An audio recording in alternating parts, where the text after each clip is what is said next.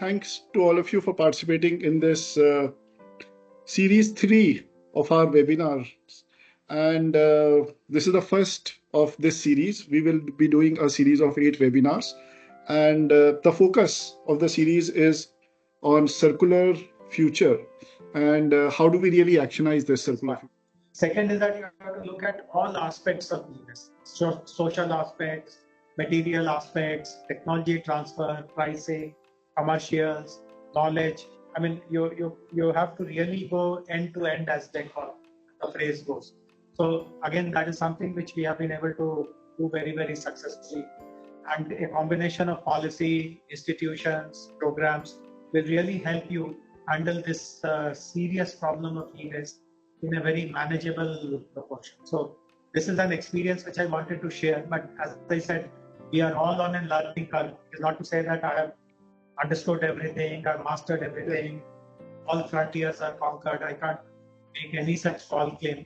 We are all on that learning curve, and I look forward to listening to some of the eminent practitioners and speakers for the rest of the evening and gain some more actionable insights from them. In context right now, the precious metal recovery part is not happening that much. We are taking the electronic waste, we are dismantling it, and most of our recyclers are quote unquote dismantlers.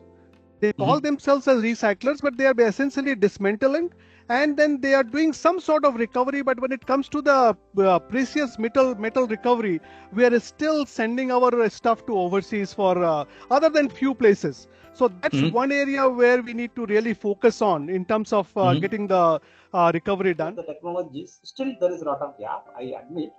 For example, we have transferred the technology of lithium battery recycling to around 21 industries now, total. Out of the 21 industries, actually, the 4 industries only, they could be able to establish their plan so far.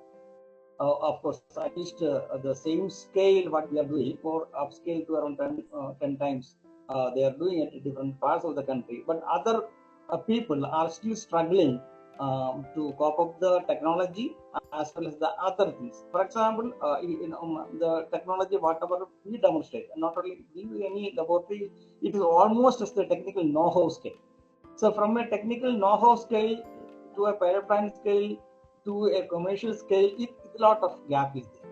You know, an entire country runs for the metals because they think that is precious, and we feel that the plastics part almost in we is neglected part, because when we started working it was completely directionless, because there are so many plastics which are used in electronics. Especially we have very high valued engineering plastics, like we have ABS, we have PC ABS blend, we have HIPS, then we have PP, we have PPO.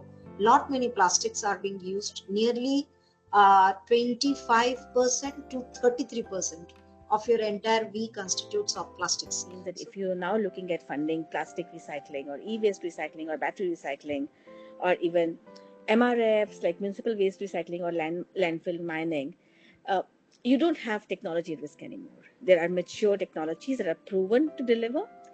And finally, there is a customer segment that's willing to pay for it.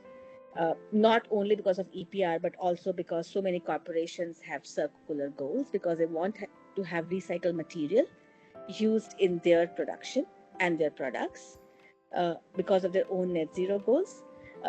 Even if it's early days, I think directionally, if I was an equity investor today and I was to take a bet on will this sector grow 5 to 7 years from now, which is the decision most investors are taking, this looks like a good space to be. Thank you for this very, very good discussions. This was start of a fantastic series. There are 7 more episodes to go. And I like to mention that this series is sponsored by Apple, Dell, Canon, and Cisco with WEEE Forum in Brussels as our knowledge partner.